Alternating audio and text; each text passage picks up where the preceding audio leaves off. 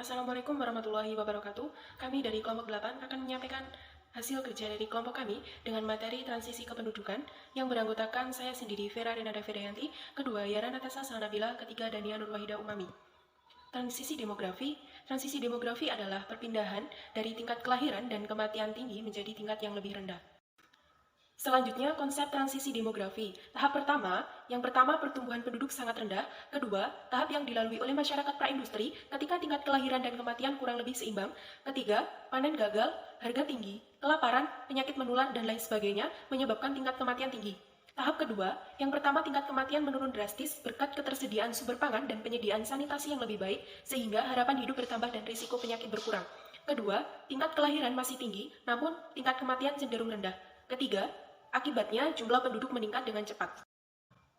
Konsep transisi demografi tahap 3, yang pertama, angka kelahiran mulai menurun tajam sebagai akibat tersedianya peralatan kontrasepsi yang semakin maju, serta peningkatan pendidikan dan kesehatan masyarakat. Kedua, pada akhir di tahap ini, pertumbuhan penduduk menjurus rendah. Ketiga, kelahiran mengalami penurunan dan kematian juga menurun sehingga menjadi stabil.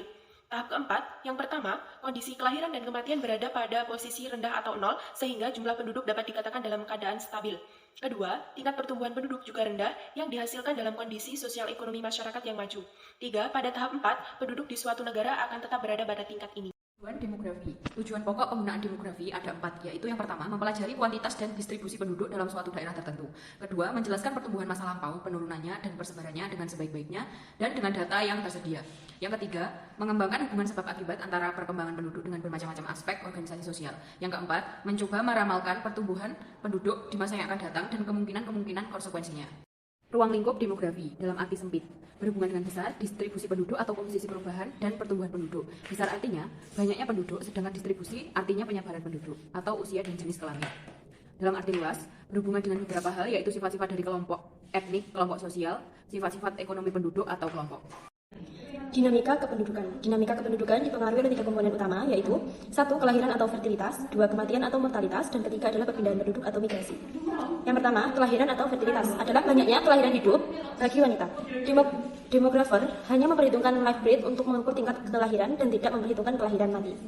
Kedua adalah mortalitas atau kematian, yaitu salah satu komponen yang dapat mempengaruhi dinamika penduduk. Definisi tentang kematian perlu diketahui untuk membedakan antara kematian bayi dan kematian janin. 2 jenis mortalitas. Yang pertama adalah lahir hidup atau live birth, yaitu peristiwa keluarnya hasil konsepsi dari rahim seorang ibu secara lengkap tanpa memandang lamanya kehamilan, dan setelah perpisahan tersebut terjadi hasil konsepsi bernafas dan mempunyai tanda-tanda hidup lainnya seperti denyut jantung, denyut pusat, dan gerakan-gerakan otot tanpa memandang apakah tali pusat sudah terpotong atau belum. Kedua, lahir mati atau fetal death, yaitu peristiwa menghilangnya tanda-tanda kehidupan dari hasil konsepsi sebelum hasil konsepsi tersebut dikeluarkan oleh rahim ibunya.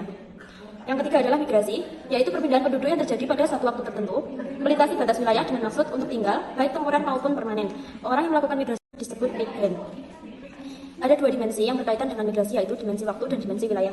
Untuk dimensi waktu, BPS menggunakan batas waktu 6 bulan, artinya seseorang dikatakan migran apabila lamanya tinggal di suatu wilayah sudah 6 bulan atau lebih. Kemudian untuk dimensi wilayah, ada 2, yaitu migrasi internasional dan migrasi internal. Dan yang terakhir adalah perbedaan niat bermigrasi, membedakan migrasi permanen dan migrasi non-permanen.